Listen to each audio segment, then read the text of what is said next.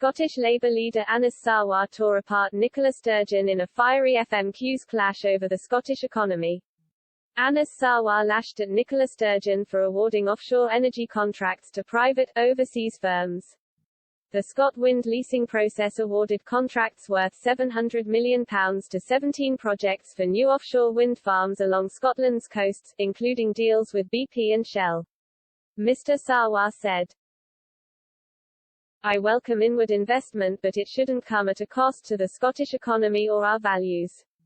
Let's be clear about what has happened." He went on to furiously assert that the SNP government have sold on the cheap the right to profit from Scotland's energy transition to multinational companies with what he branded as questionable human rights records. He slammed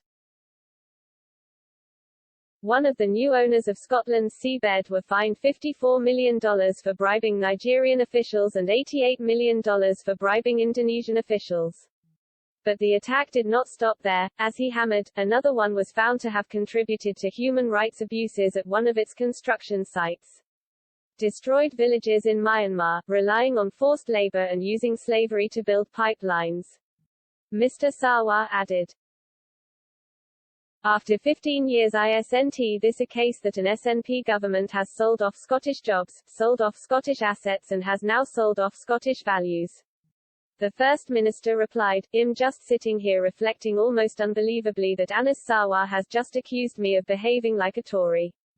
The day after his party threw open the doors to a Tory MP. There is now so little difference between Labour and the Tories that the MPs are interchangeable." Ms. Sturgeon's comments were in reference to the defection of Bury South MP Christian Wakeford from the Conservatives to the Labour Party on Wednesday. The area of seabed covered by the 17 wind projects is just over 7,000 square kilometres. It is understood the projects have a combined potential generating capacity of 25 gigawatts. Scotland has 1.9 gigawatts of operational offshore wind, and another 8.4 gigawatts in construction or advanced development.